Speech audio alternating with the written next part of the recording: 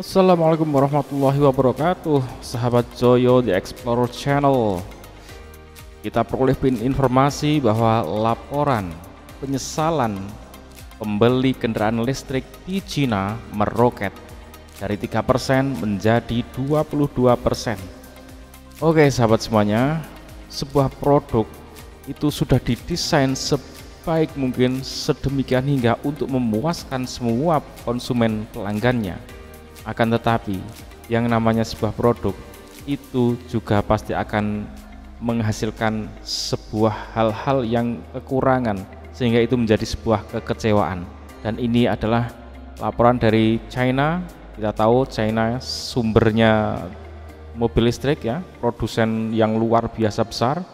Dan kita dapati pula ternyata di Indonesia ini sebuah bengkel besar ya. Jadi dia bekerja di sebuah interior dan audio, ternyata mendapat beberapa keluhan, dan keluhan itu sama di bagian beberapa hal, ada audio dan noise ya.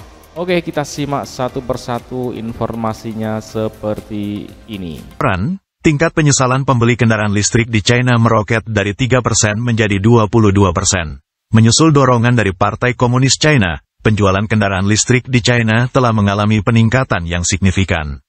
Namun pada saat yang sama, penjualan kendaraan listrik di China telah memperlihatkan lebih banyak kekurangan pada mobil listrik yang diproduksi di negara tersebut. Pada tanggal 12 Maret, McKinsey China merilis laporan wawasan konsumen otomotif tahun 2024 yang mendapat liputan luas dari berbagai media China. Laporan tersebut menyoroti bahwa pada tahun 2023, sebanyak 22% pemilik kendaraan menyesali pembelian kendaraan listrik murni.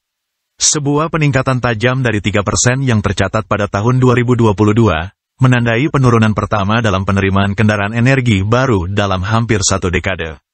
Hasil survei menunjukkan tingkat penyesalan yang mengejutkan sebesar 54% di kalangan pemilik kendaraan listrik di kota-kota lapis ketiga dan keempat di China, jauh melampaui angka 10% di kota-kota lapis pertama dan kedua.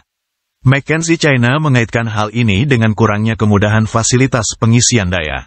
Ketidakpuasan terhadap pengalaman pengisian ulang secara khusus sangat terlihat di kalangan pemilik kendaraan listrik murni di kota-kota ini, karena infrastruktur pengisian daya yang tidak memadai, tertinggal dibandingkan rekan-rekan mereka di wilayah yang lebih maju secara ekonomi. Oke teman-teman, kalau sampai sini ini kekecewaannya berarti kekecewaan pada infrastruktur kalau saya perhatikan, bukan di kendaraannya itu sendiri. Berarti kendaraannya baik-baik saja, tapi secara infrastruktur untuk melayani kebutuhan mereka untuk perjalanan itu mereka kecewa.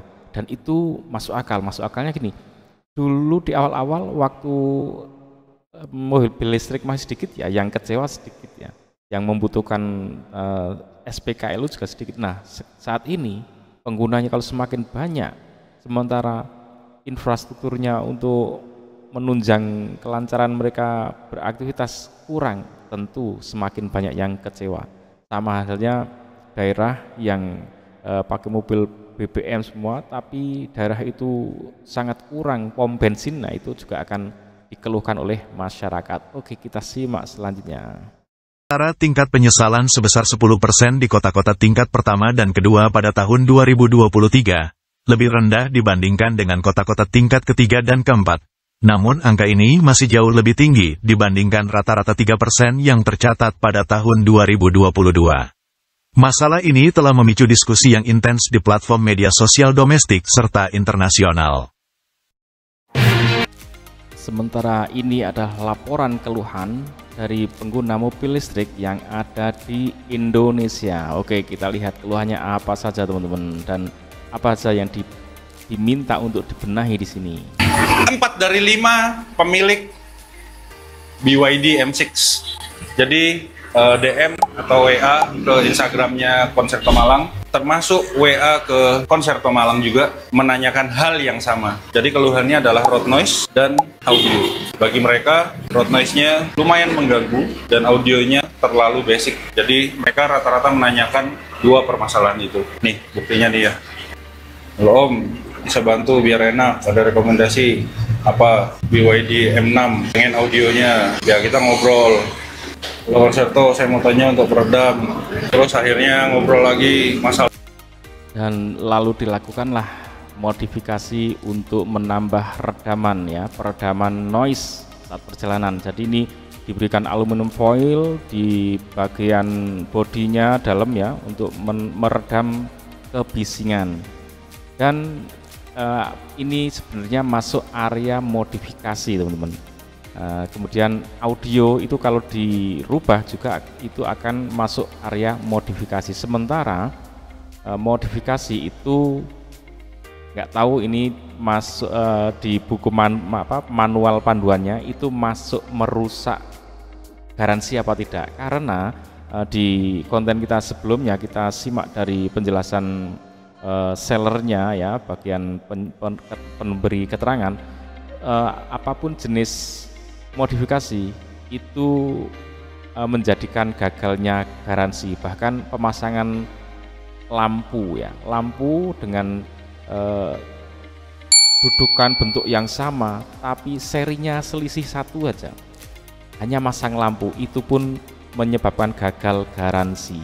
Nah ini juga masuk modifikasi, maka harus hati-hati juga, jangan sampai modifikasi menyebabkan kerugian kepada kalian sehingga gagal untuk mendapatkan garansi. Bahkan ini luar biasa nih, modifikasinya ekstrim, seluruh ruangan itu dikasih aluminium foil. Memang pasti ya, bisa dipastikan ini pasti akan jauh lebih baik redaman noise-nya karena diberikan peredaman secara keliling. Oke teman-teman, semoga informasi bermanfaat. Kalau ini masuk area keluhan yang nggak tahu menurut kalian berat apa tidak ya, seperti ini.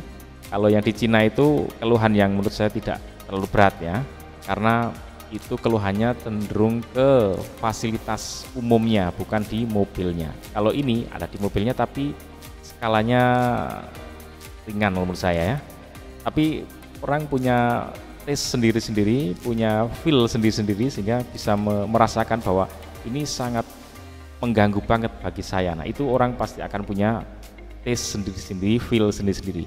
Oke, semoga menjadi informasi bermanfaat. Ikuti terus Joyo The Explorer Channel. Assalamualaikum warahmatullahi wabarakatuh.